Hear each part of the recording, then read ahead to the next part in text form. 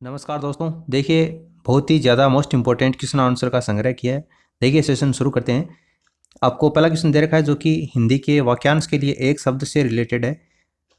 वह जिस पर हमला किया गया हो। वाक्यांश के लिए एक शब्द क्या है? वह जिस पर हमला किया गया हो, तो उसको क्या बोलते हैं? आक्रांता बोलते हैं, आक्रांत या अशक्य या आग्रही। तो जिसके ऊपर हमला किया जाता है उसको क्या बोलते हैं? आक्रांत बोलते हैं। और जिसके द्वारा हमला किया जाता है, यानी कि जिसके द्वारा जो हमला किया जाता है उसको क्या बोलते हैं? आक्रांता बोलते हैं। यानी कि आक्रांता हमला करता है और किसके ऊपर करता है? आक्रांत के ऊपर करता है। दूसरा क्वेश्चन आपको दे रखा है उपेक्षा और अपेक्षा। देखिए, पहले दे रखा है आपको अपेक्षा और बाद में दे रखा है उपेक्षा। इसका युग्म शब्द आपको बताना है। अपेक्षा, अपेक्षा का क्या मतलब होता है और उपेक्षा का क्या मतलब होता है? देखिए, अपेक्षा का मतलब होता है आवश्यकता। तो आवश्यकता आपको एक ही ऑप्शन में दे रखा है। और उपेक्षा का मतलब होता है अवहेलना करना। ठीक है, तो आवश्यकता और अवहेलना करना, यानी कि ऑप्शन सेकंड क्या हो जाएगा? आपका आंसर हो जाएगा। फिर अगला क्वेश्चन दे रखा है जो स्वयं भोजन बनाकर खाता हो। वाक्यांश के लिए एक शब्द क्या है? जो स्वयं भोजन बनाकर खाता हो। इसके लिए वाक्यांश के लिए एक शब्द आपको बताना है। देखिए, बहुत से ऐसे विद्यार्थी होंगे जो कि स्वावलंबी शब्द को सोच रहे होंगे, लेकिन ये गलत है। यहाँ पर भोजन की बात आ रही है। जो स्वयं भोजन बनाकर खाता हो तो उसको क्या बोलते हैं? अपन स्वयं पाकी बोलते हैं। ऑप्शन सेकंड क्या हो जाएगा? इसका आंसर हो जाएगा। अगला क्वेश्चन दे रखा है अपनी प्रशंसा करने वाला। वाक्यांश के लिए सार्थक शब्द क्या होगा? अपनी प्रशंसा करने वाला। जो अपनी प्रशंसा स्वयं करता है उसको किस नाम से जानते हैं? आत्मवादी, आत्मश्लाघी, आत्मदृष्टा या आत्मभू। तो जो अपनी प्रशंसा स्वयं करता है उसको आत्मश्लाघी के नाम से जानते हैं। Option second. माथा ठनकना का सही हिंदी अर्थ क्या होगा? माथा ठनकना, भयभीत हो जाना, हिम्मत आ जाना, अनिष्ट की आशंका होना या क्रोध आ जाना। माथा ठनकना, तो इसका देखिए, माथा ठनकना का आशय होता है आशंका होना। तो आशंका होना यहाँ पर इसका अनिष्ट की आशंका होना। तो ऑप्शन थर्ड क्या हो जाएगा? इसका आंसर हो जाएगा। अगला दे रखा है अनुपम का पर्यायवाची होगा। अनुपम का पर्यायवाची कौन सा होगा? स्वर्गीय, लौकिक, पार्थिव या अद्वितीय। अनुपम का पर्यायवाची, तो अनुपम का पर्यायवाची कौन सा होगा इसके अंतर्गत? अद्वितीय होगा। ठीक है, जो अनुपम होता है यानी कि अपने आप में क्या होता है? अद्वितीय होता है। Option D. विज्ञान शब्द में कौन सा उपसर्ग है? विज्ञान शब्द में, तो ये तो काफ़ी इजी क्वेश्चन, आप सभी को पता होगा। वी धन ज्ञान होता है, तो वी इसमें उपसर्ग है और ज्ञान के यहाँ पर क्या है? मूल शब्द है। तो ऑप्शन थर्ड इसका आंसर हो जाएगा। निम्न में से कौन सा बाल का पर्यायवाची शब्द नहीं है? देखिए, बाल यानी कि जो केस होते हैं उसका पर्यायवाची शब्द कौन सा नहीं है, ये आपको बताना है। टच, बिल्कुल बाल का पर्यायवाची होता है। अलख, ये भी होता है। कुंतल भी होता है। अब्र नहीं होता। तो ऑप्शन डी इसका आंसर हो जाएगा, क्योंकि कौन सा बाल का पर्यायवाची नहीं है ये आपसे पूछा था। तो अब्र, ऑप्शन डी। निम्नांकित में से कौन सा शब्द वृद्धि संधि का उदाहरण नहीं है? वृद्धि संधि का उदाहरण कौन सा नहीं है? देखिए, मैंने वृद्धि संधि की पहचान करने के लिए आपको बताया था, किसी भी शब्द की जो शिरोरेखा होती है उसके ऊपर दो मात्राएं आती हैं।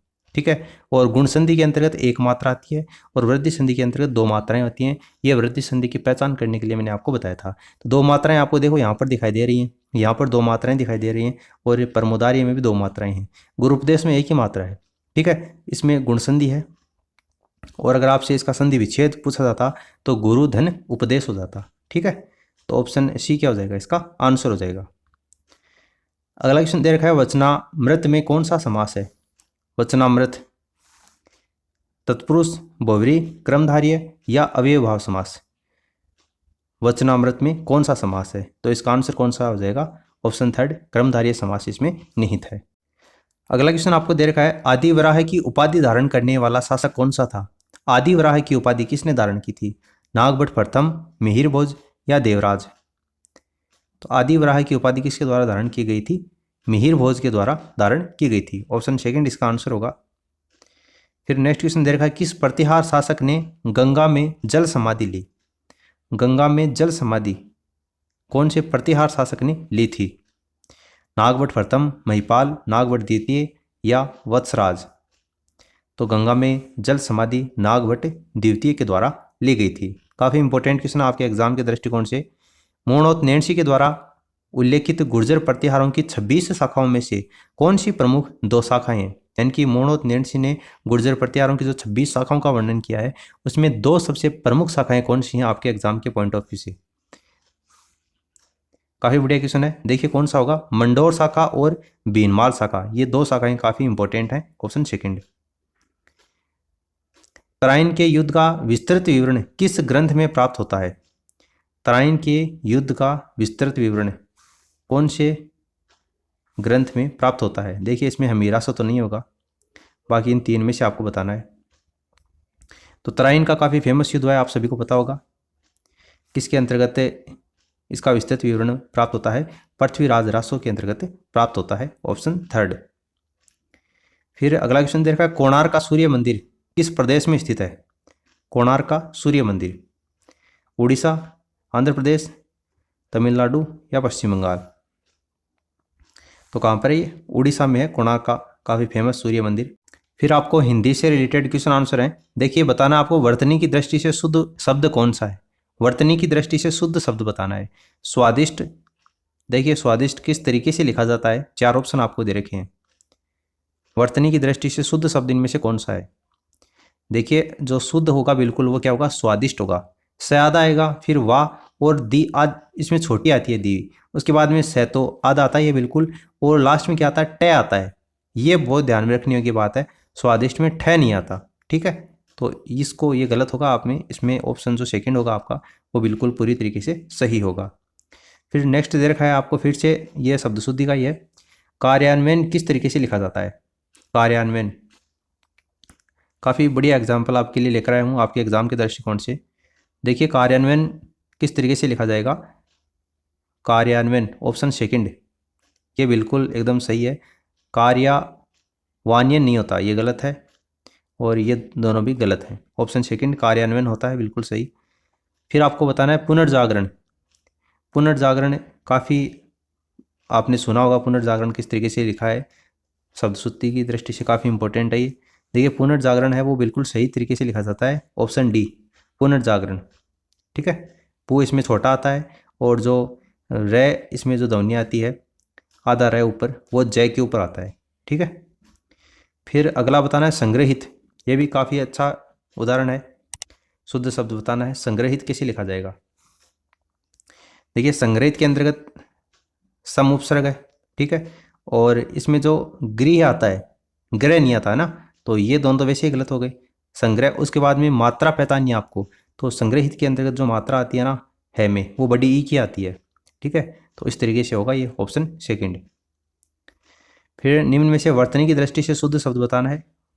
पुनर्विचार किस तरीके से लिखा जाएगा? पुनर्विचार, देखिए ये गलत है, पुनराविचार नहीं होता और पूर्ण विचार नहीं होता, पुनर्विचार होता है। ठीक है, अब नेक्स्ट आपको मुहावरे और लोकोक्तियों में से बताना है। ऊंट चढ़े पर कुत्ता काटे, इस मुहावरे का अर्थ आपको बताना है। ऊंट चढ़े पर कुत्ता काटे, 4 ऑप्शन आपको दे रखे हैं। अपना काम निकालना, कोई पूरा काम न हो पाना, दुस्साहस करके पछताना, या विपत्ति सब जगह पीछा करती है। तो बिल्कुल विपत्ति जो होती है वो आपकी हर जगह पीछा करती है, इसी को बोलते हैं ऊंट चढ़े पर कुत्ता काटे। यानी कि विपत्ति से आप कितने भी दूर भाग जाओ वो आपका पीछा नहीं छोड़ती है, यानी विपत्ति जो है वो हर जगह पहुंच जाती है। देखिए अगला दे रखा है मिट्टी का माधो। मिट्टी का माधो, इस मुहावरे का अर्थ क्या होता है? मिट्टी का माधो, पूज्य, कृषक, महामूर्ख या मूर्ति? तो मिट्टी का माधो यानी कि वो क्या है? महान मूर्ख है। ठीक है, महामूर्ख क्या होगा? इसका आंसर होगा। सिर सहलाए भेजा खाए, इसका अर्थ क्या होगा? सिर सहलाए भेजा खाए, यानी कि पहले तो प्यारी प्यारी मीठी मीठी बातें करता है, उसके बाद में वो आपको ठेस पहुंचाता है, यानी कि दोस्त बनकर आपको हानि पहुंचाता है। ये बिल्कुल इसका राइट आंसर होगा। सिर सहलाए लेकिन भेजा खाए, दोस्त बनकर आपको हानि पहुंचाता है। बाल की खाल निकालना, इस मुहावरे का अर्थ क्या होगा? बाल की खाल निकालना, देखिए ये नहीं होगा। बहुत बड़ा कार्य करना भी नहीं होगा, अनावश्यक आलोचना करना भी नहीं होगा। अनावश्यक ही बारीकी से विचार करना, यानी कि उस चीज़ की ज़रूरत नहीं है लेकिन फिर भी अनावश्यक ही बिना किसी कारण ही बारीकी से विचार करना, तो वो होता है बाल की खाल निकालना। 3 लोक से मथुरा न्यारी, इस मुहावरे का अर्थ क्या है? 3 लोक से मथुरा न्यारी, कहने का मतलब ज़रूरत से ज़्यादा अगर कोई बड़ाई करता है ना तो उसको बोलते हैं कि 3 लोक से मथुरा न्यारी। ऑप्शन सेकंड इसका आंसर होगा। तो ये सीरीज आपको कैसी लगी और इनमें से आपके कितने क्वेश्चन सही हुए नीचे कमेंट करके जरूर बताना। वीडियो अच्छा लगा तो अपने दोस्तों के साथ में इसको शेयर कर देना ताकि आपको नेक्स्ट वीडियो जल्दी ही प्रोवाइड हो सके। For the time being this is the end of the video. Thanks for listening and God bless you all.